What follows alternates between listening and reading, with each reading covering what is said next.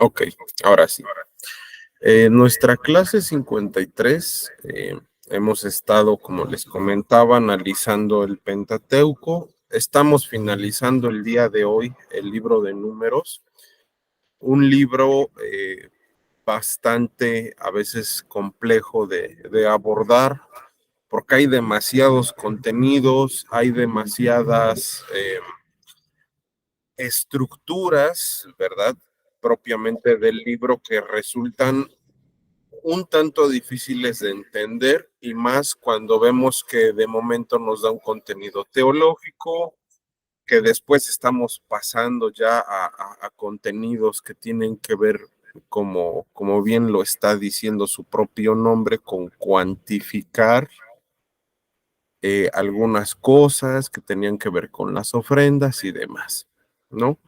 Pero en los últimos capítulos nosotros vamos a ver una serie de detalles o de narraciones que sí resulta difícil de primera imagen poder comprender. Entonces, hace unos días les mandé por ahí al grupo de WhatsApp nuestro bosquejo sintético, donde hemos estado estudiando cada uno de los capítulos y de manera muy general les quiero platicar antes de comenzar con el mensaje del día de hoy, qué es lo que pasa en estos capítulos del 31 al 36. Vamos a estar viendo en el capítulo 31 la venganza de Israel contra Madián y un nuevo recordatorio sobre esta lucha que se hace para que no exista el matrimonio interreligioso. Ajá. En el capítulo 32 recordaremos que se habla del asentamiento de las tribus de Rubén y Gad. No querían pasar al otro lado del Jordán, ni querían ayudar a las demás tribus a poder asentarse propiamente en la tierra de Canaán. Por ahí hay algunas confrontaciones de parte de Moisés para estas tribus y bueno, ellos deciden finalmente pues apoyar a sus hermanos a poder conquistar finalmente la tierra de Canaán. El capítulo 33 nos habla de las jornadas de Israel, desde que salen de Egipto hasta llegar propiamente al Jordán. ¿Sí? Y aquí se habla de la expulsión de los habitantes de la tierra de Canaán. Y el capítulo 34 nos habla de cómo se tenían que repartir las tierras por cada una de las tribus cuando llegaran a Canaán. Capítulo 35 nos habla sobre la herencia de los levitas, ¿verdad? Y ahí nos habla por ahí de las ciudades de refugio, de las leyes sobre algunos testigos y sobre las leyes del rescate. Aquí veríamos un poquito la imagen del Goel según los textos hebreos, que sabemos que está muy relacionado con este aspecto de, del pago de las deudas. Y el libro de Ruth va a ser un ejemplo perfecto de el Goel. Entonces, bueno, el capítulo 36 habla nuevamente sobre las hijas de Zelofejad y leyes de casamiento.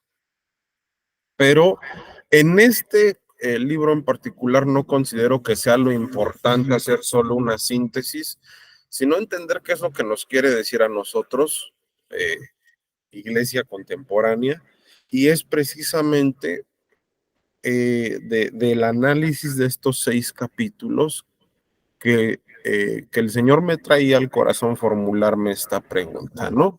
¿Cómo cumplir el propósito de Dios en nuestra vida? Sabemos que el pueblo tenía que entrar a la tierra de Canaán.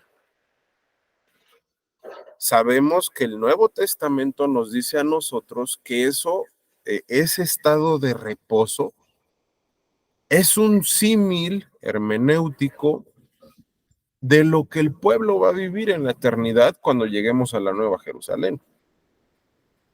Entonces se aplica con nosotros porque, pueblo de Dios, necesitamos entender cómo se relaciona los contenidos de estos capítulos con los pasos que debemos de seguir, con las ordenanzas de Dios para poder cumplir el propósito de Dios en nuestra vida. vuelvo a repetir, Dios le había dicho al pueblo que el propósito de Dios para ellos era que llegaran a Canaán. Ayer veíamos en la maestría en teología esto. Nosotros debemos de entender que Dios primero da una promesa o una indicación y posteriormente se va a cumplir. No puede ser de otra forma. Entonces Dios ya le estaba diciendo al pueblo, tengo una promesa para ti que es Canaán, pero tienes que seguir una serie de pasos. Entonces, es lo que vamos a estar estudiando el día de hoy. Vamos a estar observando que para poder cumplir la voluntad de Dios, en estos capítulos en particular, nos da 3 puntos que vamos a ir desarrollando, ¿sí? Para poder cumplir el propósito de Dios en nuestra vida, según las escrituras, Dios nos demanda orden en nuestra vida religiosa y matrimonial. Y aquí vamos a hacer una apología en contra del matrimonio interreligioso. Segundo punto a tratar en nuestra sesión del día de hoy es que para poder cumplir el propósito de Dios en nuestra vida, Dios nos demanda ordenar nuestras prioridades de vida. Y aquí vamos a ver un poquito qué nos enseñan los libros sapiensales o los libros de sabiduría sobre el orden de nuestras prioridades, pero también vamos a enfocarnos mucho en las enseñanzas de Jesús sobre el orden de nuestras prioridades, cómo debemos de hacer, ¿verdad? Una agenda. Decía la semana pasada nuestra hermana Andrea, tenía un poquito esa duda. Bueno, hoy vamos a meternos muy de lleno a ese punto, ¿sí? Nuestro tercer punto a tocar es que para poder cumplir el propósito de Dios en nuestra vida, Dios demanda orden en nuestra vida espiritual. Y para lograrlo necesitamos desechar el pecado. Entonces vamos a responder bíblicamente a esta pregunta. ¿Cómo puedo desechar el pecado? ¿Sí? Entonces vamos a ir por aquí un poquito rápido. Les voy a estar pidiendo a algunos de ustedes que nos vayan apoyando con lecturas de las citas. No sé, de manera súper rápida, levanten su manita por ahí en esta plataforma de favor, quien pueda hacerlo. De caso contrario de ver que no nadie levanta la manita, cerraré micrófonos y me iré de largo explicando.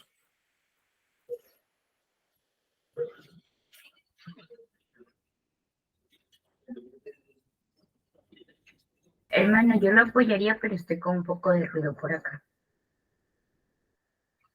Ok, bueno, no habría ningún problema a lo mejor, hermana. Bueno, entonces me da la cita si no puedo. Perfecto, muchas gracias. Entonces no cierro micrófonos. Ok, para poder cumplir, mis queridos hermanos, el propósito de Dios en nuestra vida, lo primero que Dios nos demanda en estos capítulos en particular, ¿verdad? Es orden en nuestra vida religiosa y matrimonial. Vamos a leer qué es lo que dice en Números 31 de los versículos 15 al 16, por favor.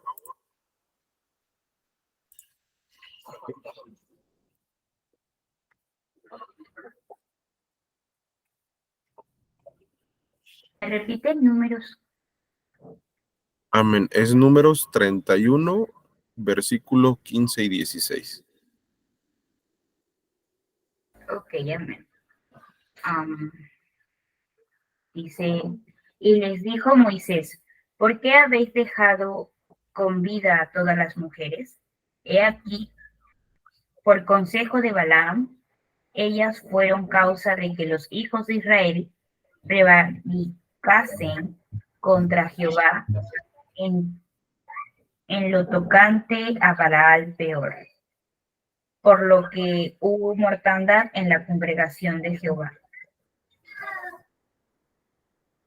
Amén. A ver, está fuerte, pero recordemos que ya hemos estudiado que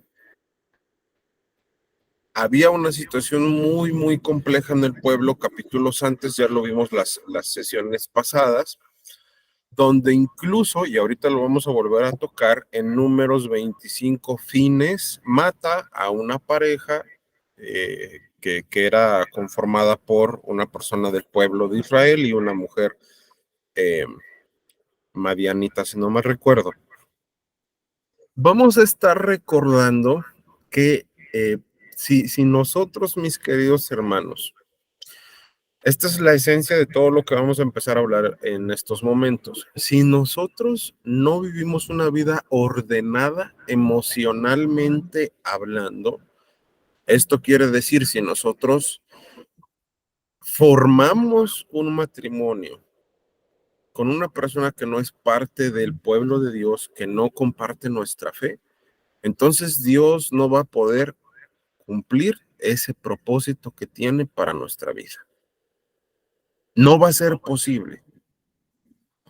¿De dónde me baso para decir todo esto? Primero tenemos que entender cuál es la etiología del matrimonio, hablando teológicamente. Etiología tiene que ver con su origen.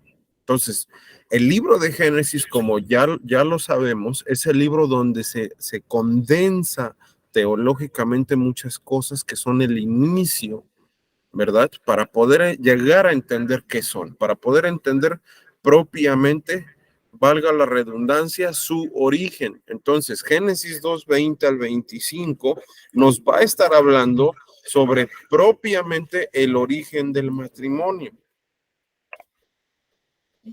Ahorita vamos a estar entendiendo por qué es importante estar alineados en esta parte para poder cumplir la voluntad de Dios en nuestra vida.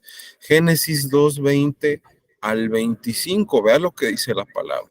Y puso Adán nombre a toda bestia y ave de los cielos y a todo ganado del campo, mas para Adán no se halló ayuda idónea para él. Entonces Jehová hizo caer sueño profundo sobre Adán y mientras éste dormía, tomó una de sus costillas y cerró la carne en su lugar.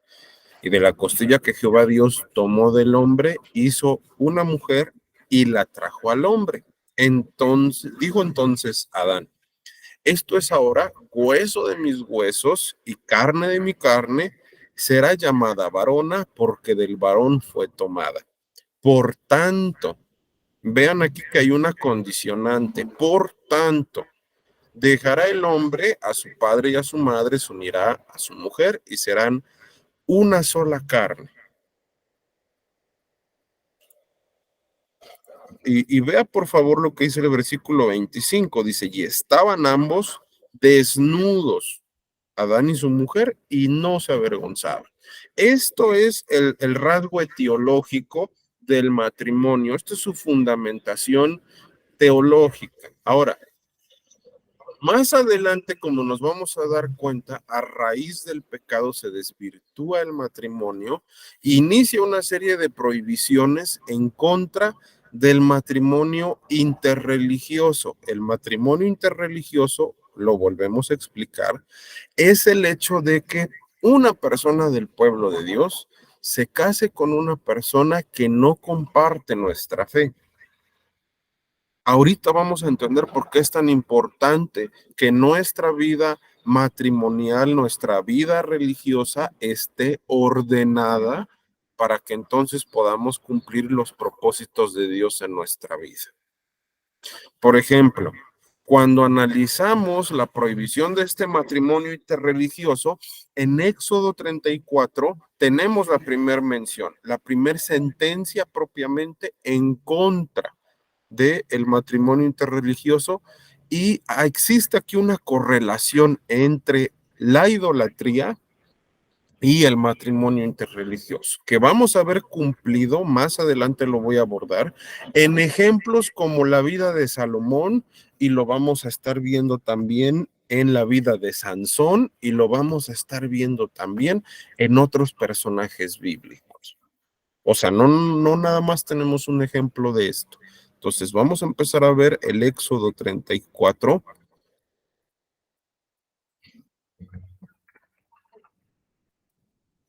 de los versículos 15 al 17.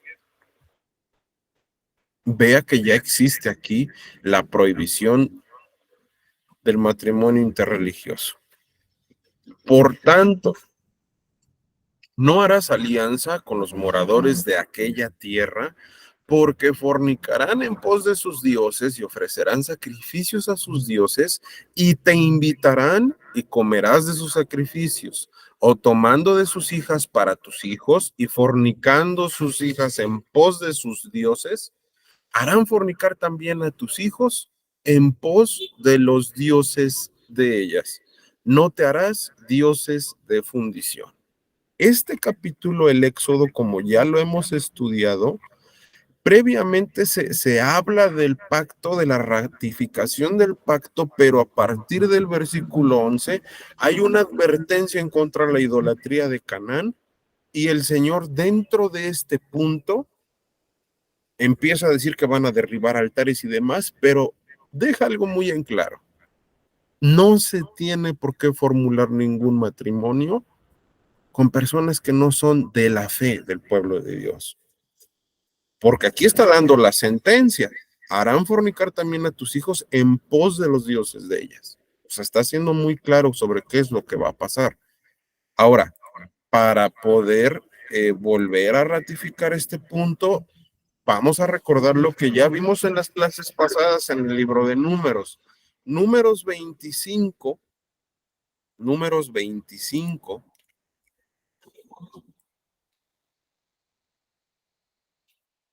Yo le recomiendo que vaya apuntando. Números 25 de los versículos 7 al 13. ¿Qué es lo que pasa aquí? Lo vimos la sesión pasada, si no mal recuerdo, o la antepasada. Fines, el hijo de Eleazar, ¿verdad? Llega a haber un problema por ahí porque dentro de los varones del pueblo de Israel, uno de ellos escoge a una mujer que no era parte del pueblo, y entonces dice que algunos de los líderes rasgan sus vestiduras en una señal de aflicción por ver que ya estaba empezando el matrimonio interreligioso dentro del pueblo, pero no es suficiente rasgarse las vestiduras. Ajá, de hecho el versículo 3 dice literalmente que el furor del Señor se encendió en contra del pueblo de Israel, y más adelante le dice el Señor a Moisés, versículo 4, toma a los príncipes del pueblo y ahórcalos ante Jehová delante del sol, y el ardor de la ira de Jehová se apartará de Israel. O sea, esto es un pecado grave. Entonces, Fines toma la decisión al ver a esta pareja que ingresan al pueblo de atravesarlos por la mitad con una lanza. Y dice literalmente, versículo 8, y los alanceó a ambos, al varón de Israel y a la mujer por su vientre, y cesó la mortandad de los hijos de Israel. Murieron de aquella mortandad 24,000. ¿Por qué estamos volviendo a repetir este punto? Porque como ya lo mencionamos, en el capítulo 31 de Números vuelve a hacer una referencia en contra del matrimonio interreligioso. Y lo vuelvo a mencionar, no podemos cumplir con la voluntad de Dios, con los propósitos de Dios para nuestra vida, si nosotros no estamos alineados en un matrimonio adecuado delante de los ojos de Dios. Esta prohibición se vuelve a dar en Deuteronomio 7 de los versículos 1 al 5. Voy a estar leyendo las citas de manera rápida.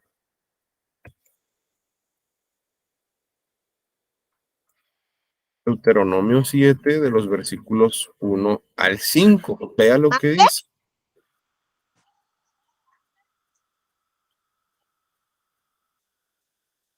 ¿Alguien quiere participar por ahí? Escuché el micrófono. ¿Deuteronomio qué? Es Deuteronomio 7 de los versículos 1 al 5, por favor. Okay, permítame.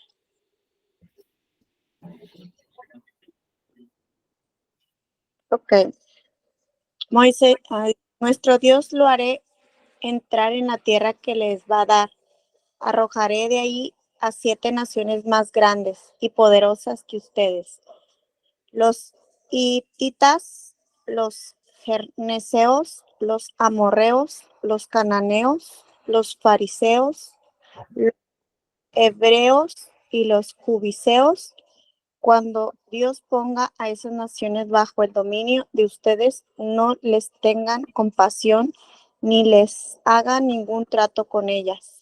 Destrúyalas por completo. No permitan que ninguno de sus hijos o hijas se casen con gente de esas naciones.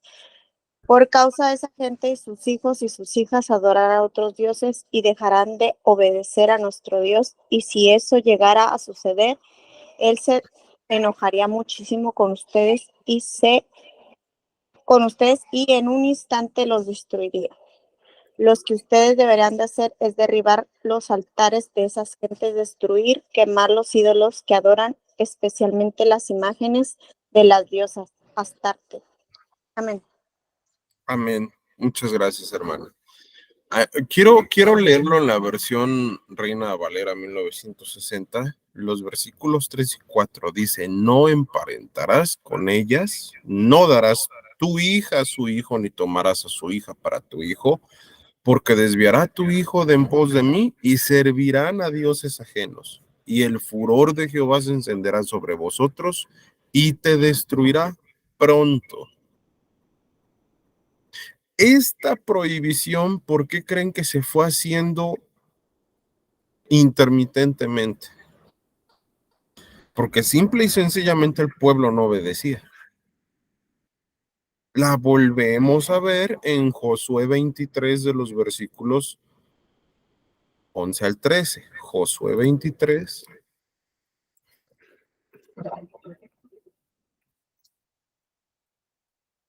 De los versículos 11 al 13 dice: guardad pues con diligencia vuestras almas, para que améis a Jehová vuestro Dios, porque si os apartáis y os uniereis a lo que resta de estas naciones que han quedado con vosotros, y si concertareis con ellas matrimonios, mezclándoos con ellas y ellas con vosotros, sabed que Jehová vuestro Dios no arrojará más a estas naciones delante de vosotros, sino que os serán por lazo, por tropiezo, por azote para vuestros costados y por espinas para vuestros ojos, hasta que perezcáis de esta buena tierra que Jehová vuestro Dios os ha dado.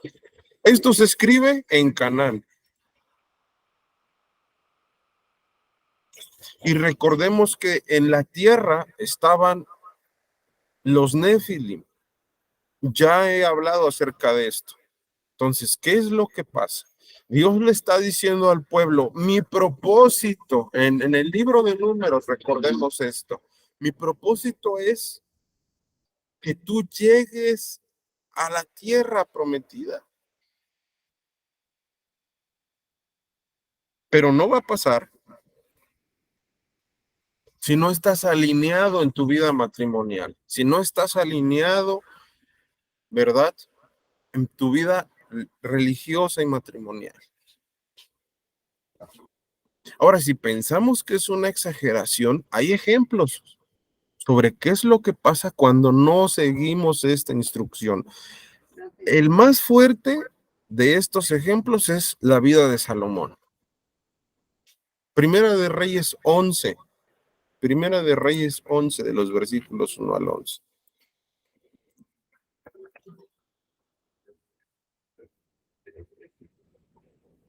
Vamos a ver qué es lo que dice. Pero el rey Salomón amó, además de la hija de Faraón, a muchas mujeres extranjeras, a las de Moab, a las de Amón, a las de Edom, a las de Sidón y a las Eteas, gentes de las cuales Jehová había dicho a los hijos de Israel: no os llegaréis a ellas, ni ellas se llegarán a vosotros, porque ciertamente harán inclinar vuestros corazones tras sus dioses. A estas, pues, se juntó Salomón con amor. Tuvo 700 mujeres reinas y 300 concubinas, y sus mujeres desviaron su corazón.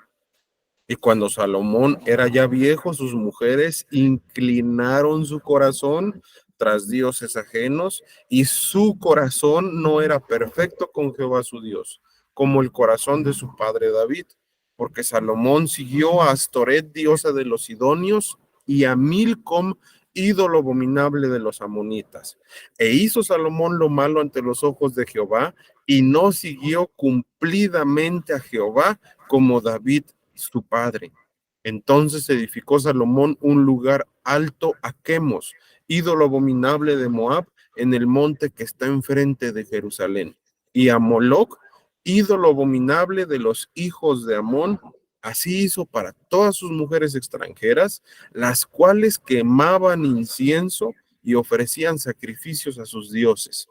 Y se enojó Jehová contra Salomón, por cuanto su corazón se había apartado de Jehová, Dios de Israel, que se le había aparecido 2 veces.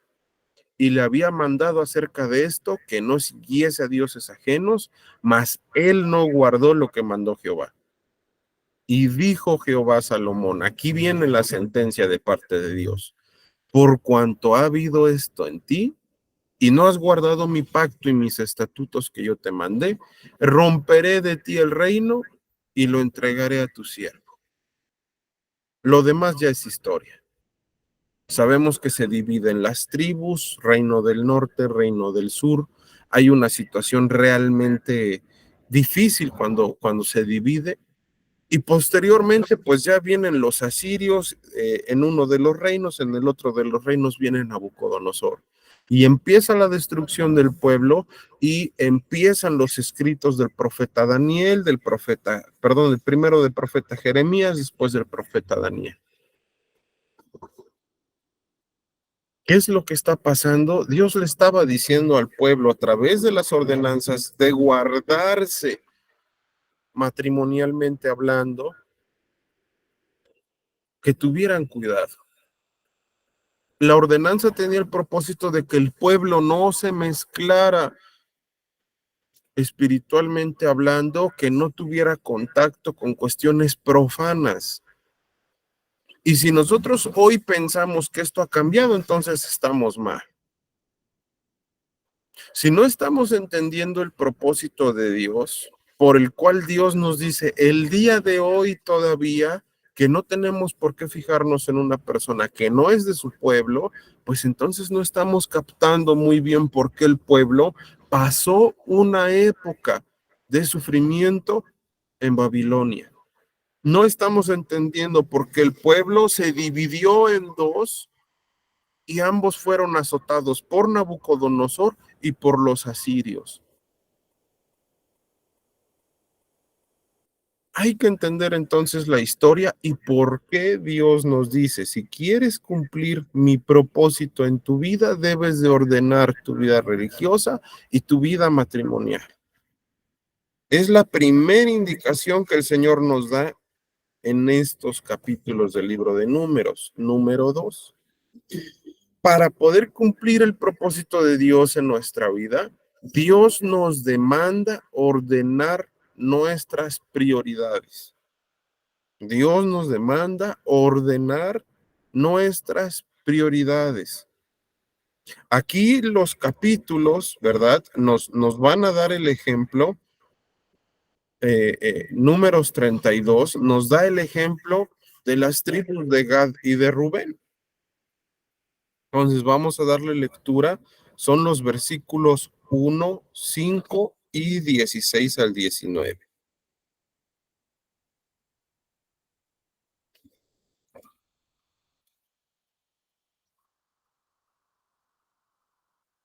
Vea lo que dice versículo 1. Los hijos de Rubén y los hijos de Gad tenían una muy inmensa muchedumbre de ganado y vinieron a la tierra de Jazer y de Galat y les pareció el país un lugar de ganado. Versículo 5. Por tanto dijeron, si hallamos gracia en tus ojos, hablándole a Moisés, dese esta tierra a tus siervos en heredad y no nos hagas pasar el Jordán. Ahora vamos a ver qué es lo que pasa, versículos 16 al 19. ¿verdad? Entonces ellos vinieron a Moisés y dijeron, edificaremos aquí majadas para nuestro ganado, ciudades para nuestros niños, y nosotros nos armaremos e iremos con diligencia delante de los hijos de Israel hasta que los metamos en su lugar, y nuestros niños quedarán en ciudades fortificadas a causa de los moradores del país. ¿Qué pasó entre el versículo 5 y el versículo 16? Moisés les llamó la atención, pero estamos viendo que el pueblo estaba cayendo en qué error, en el error de priorizar sus deseos, de priorizar lo suyo, de priorizar lo que ellos tenían por importante en vez del propósito de Dios. Por eso es que Dios, para poder cumplir su propósito en nuestra vida, Él nos demanda ordenar nuestras prioridades. ¿Qué nos va a enseñar acerca de esto los libros sapiensales? Vamos a estar estudiando Proverbios y Eclesiastés y posteriormente pasaremos a las enseñanzas de nuestro maestro por excelencia, el Señor Jesucristo, sobre cómo debemos de ordenar nuestras prioridades de vida. Entonces vea por favor que la primera enseñanza que podemos encontrar en el libro de los Proverbios acerca de la ordenación de nuestras prioridades es que no debemos de afanarnos por la ganancia económica. Proverbios 23, 4 al 5.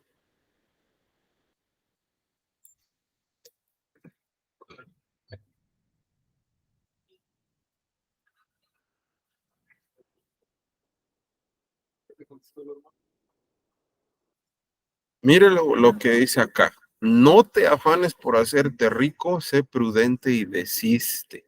Has de poner tus ojos en las riquezas siendo ningunas, porque se harán alas como alas de águila y volarán al cielo.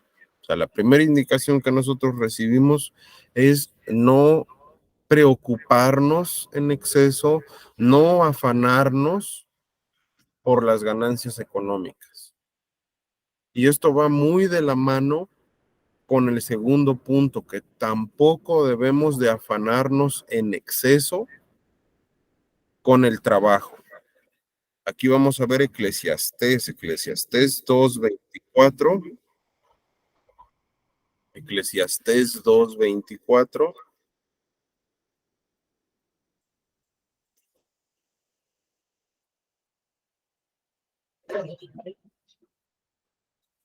al 26. No hay cosa mejor para el hombre sino que coma y beba y que su alma se alegre en su trabajo. También he visto que esto es de la mano de Dios, porque ¿quién comerá y quién se cuidará mejor que yo? Porque al hombre que le agrada, Dios le da sabiduría, ciencia y gozo, mas al pecador da el trabajo de recoger y amontonar para darlo al que agrada a Dios. También esto es vanidad y aflicción de espíritu. Vea por favor lo que dice el siguiente capítulo, Eclesiastés 3, versículo 9. Hace una pregunta aquí Salomón: ¿qué provecho tiene el que trabaja de aquello en que se afana? Dios nos está diciendo en su palabra eso. Ya deja de estarte poniendo siempre en primer lugar el dinero y el trabajo.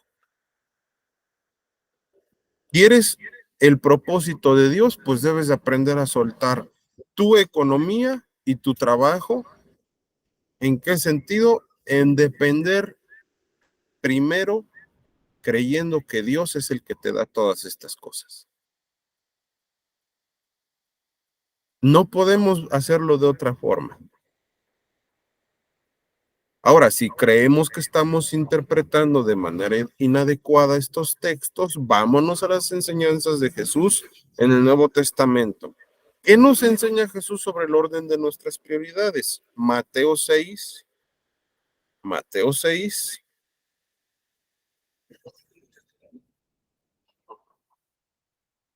25 al 34.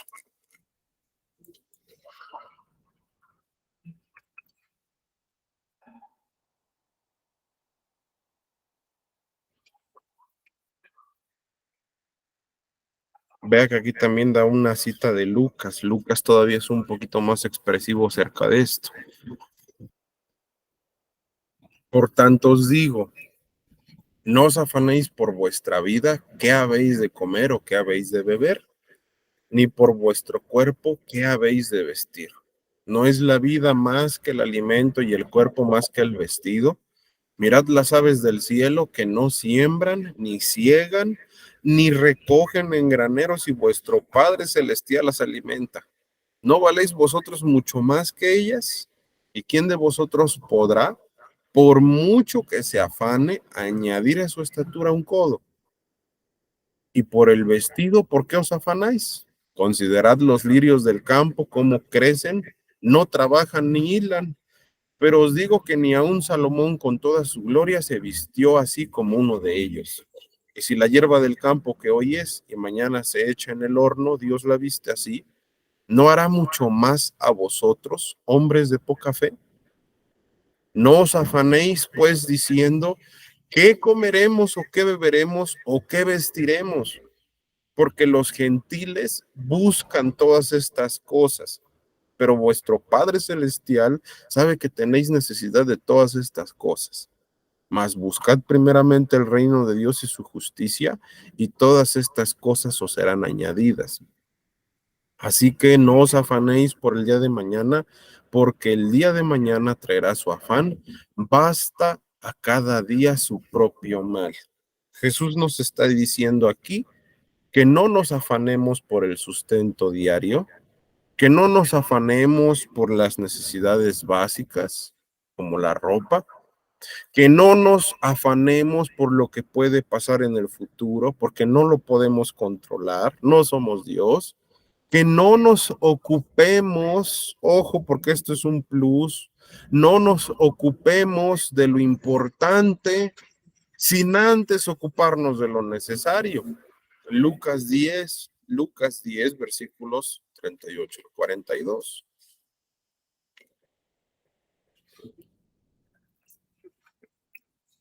Lucas 10, del versículo 38 al 42.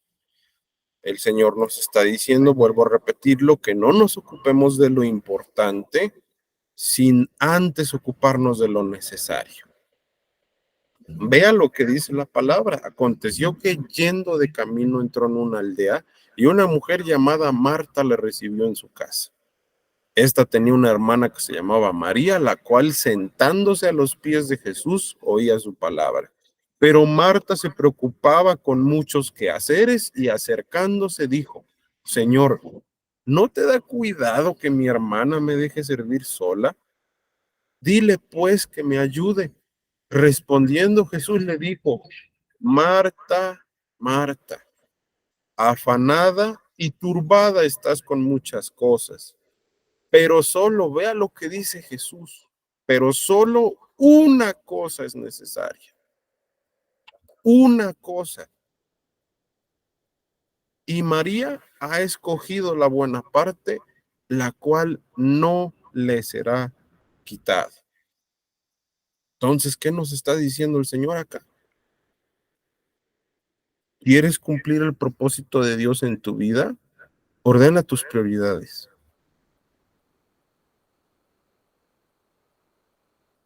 Hazte una agenda. ¿Qué debe de ser lo primero? Ni debe de ser la ansiedad por pagar las cuentas, ni debe de ser el matarte trabajando 12 o 14 horas diarias. Debe de ser Dios.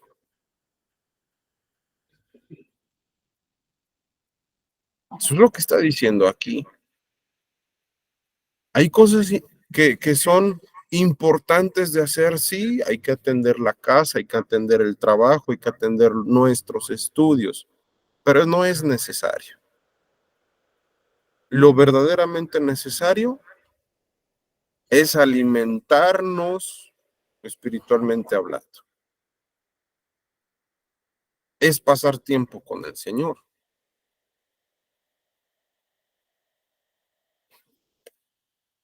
Número 3. Para que podamos cumplir el propósito de Dios en nuestra vida, Dios nos demanda orden en nuestra vida espiritual. ¿Y cómo lo vamos a hacer? desechando el pecado. Números 33, alguien que me ayude, por favor, números 33 del 50 al 56.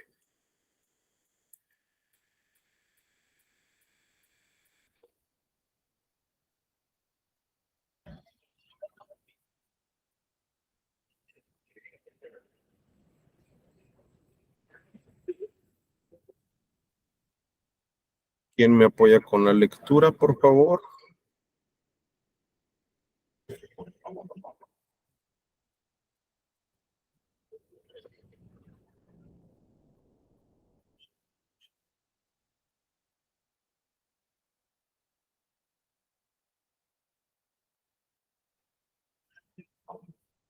Gracias, hermana. Hermana Mónica dice ahí. ¿Nos puede apoyar, por favor, con la lectura? Sí, pero ¿me puedes repetir otra vez, por favor? Es números 33 de los versículos 50 al 56. Por favor.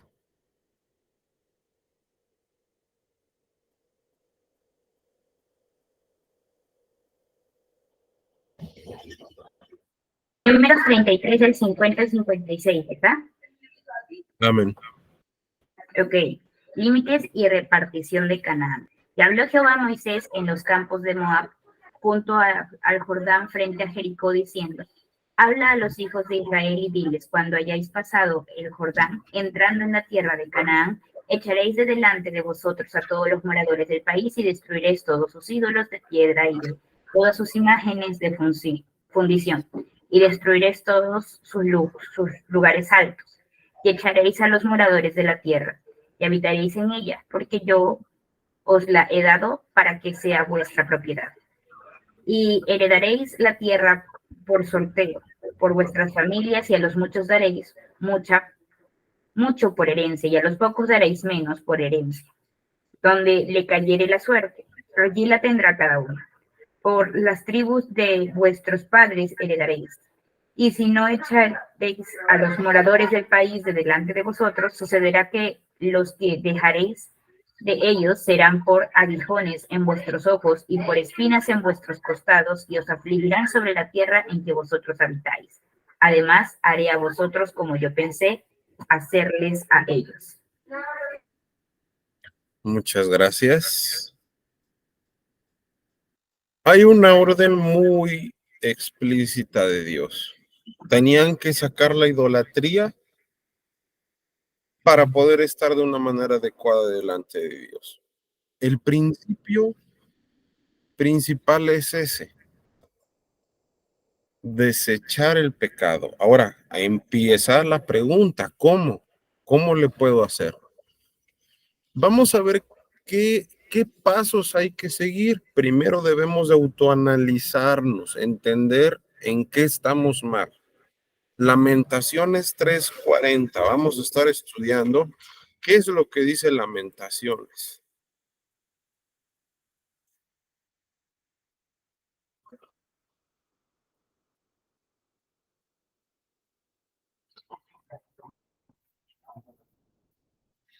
A mí me gusta más la versión moderna de este versículo. Le voy a dar lectura. Deme unos minutitos, lo estoy buscando. Dice: hagamos un examen de conciencia y volvamos al camino del Señor. La versión moderna dice esto: hagamos un examen de conciencia y volvamos al camino del Señor. ¿Sí? Es importante que entendamos esta parte. Todos tenemos algo que cambiar, y sea que estemos pecando con nuestros deseos, con nuestras actitudes, con nuestras acciones o nuestros pensamientos, en algo debemos de cambiar, y para eso hay que autoanalizarnos. Primer gran paso. Y que dicho sea de paso, si usted considera que en todo está bien, pues es mentiroso, ¿no? Primera de Juan 1:8 nos lo indica. Entonces, ojo con eso. Aquí todos tenemos algo que cambiar. Todos, sin excepción alguna, tenemos que hacer este autoanálisis. Número 2, para poder desechar el pecado de nuestra vida, debemos de reconocer que no podemos desechar el pecado sin la ayuda del Espíritu Santo.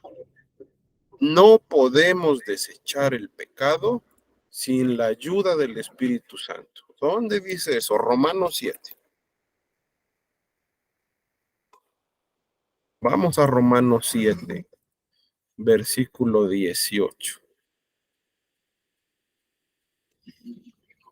Vea lo que dice el apóstol Pablo. Yo sé que en mí, esto es en mi carne, no mora el bien.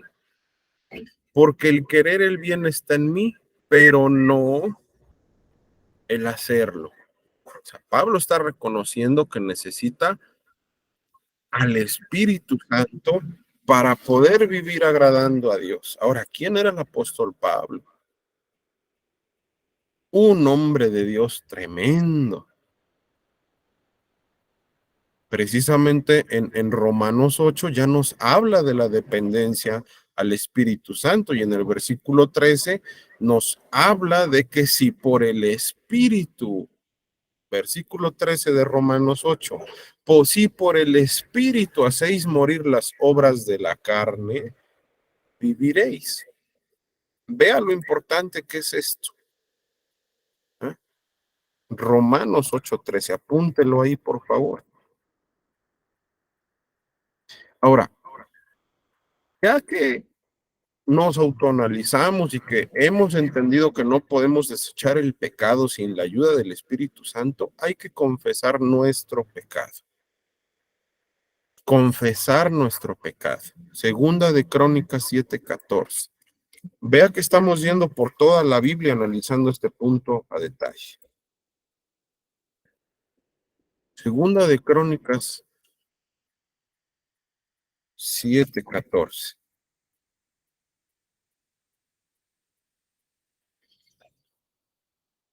Vea lo que en este pasaje Dios le estaba hablando a Salomón en la consagración del templo, pero le dijo el Señor algo muy importante a Salomón. Si se humillare mi pueblo, sobre el cual mi nombre es invocado, y oraren y buscaren mi rostro, y se convirtieren de sus malos caminos, entonces yo oiré desde los cielos y perdonaré sus pecados y sanaré su tierra. Vea qué importante es lo que dice la Escritura. El profeta Isaías también escribe acerca de esto, Isaías 1. Isaías 1 de los versículos 16 al 18. Lavaos y limpiaos, quitad la iniquidad de vuestras obras de delante de mis ojos. Dejad de hacer lo malo, aprended a hacer el bien, buscad el juicio y restituid al agraviado, hacer justicia al huérfano, amparad a la viuda. Y ve lo que dice el Señor. Venid luego, dice Jehová, y estemos a cuenta. Si vuestros pecados fueren como la grana, como la nieve, serán emblanquecidos. Y si fueren rojos como el carmesí, vendrán a ser como blanca lana.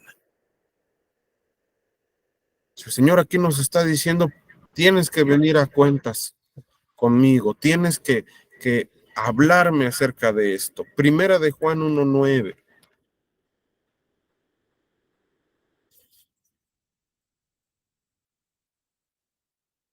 Vea lo que dice, si confesamos nuestros pecados, Él es fiel y justo para perdonar nuestros pecados y limpiarnos de toda maldad.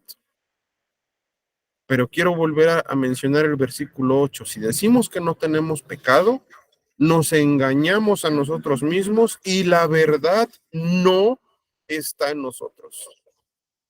Entonces, aquí todos necesitamos hacer esto. Todos necesitamos hacer estos pasos. Ya hemos hablado de autoanalizarnos, hemos hablado de que necesitamos al Espíritu Santo para desechar el pecado y necesitamos confesar nuestro pecado. Necesitamos también tomar la decisión de depender del Espíritu Santo para desechar el pecado.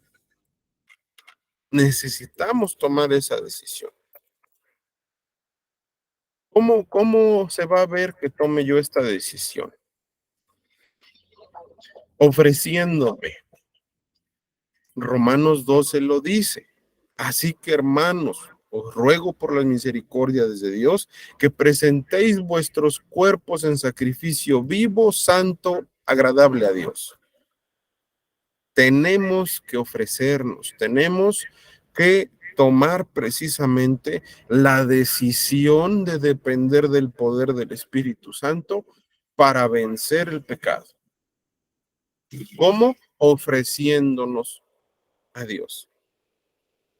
Y una vez que hayamos hecho este autoanálisis, que hayamos reconocido que no podemos vencer todas estas situaciones solos y que no podemos estar callados sin hablarlo, sin confesarlo y sin depender lógicamente de Dios para esto, entonces vamos a tomar acciones para erradicar propiamente el pecado. Entonces recuerde aquí que hay muchos ejemplos donde podemos ver esto, como por ejemplo cuando Saúl, ¿verdad? Todavía en la época de Samuel, estaban en las épocas de la guerra.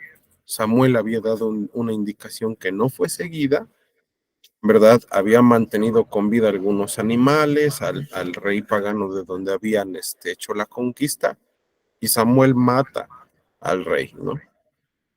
Mata a los animales, no los toma para sacrificio. Es parte de lo que necesitamos entender.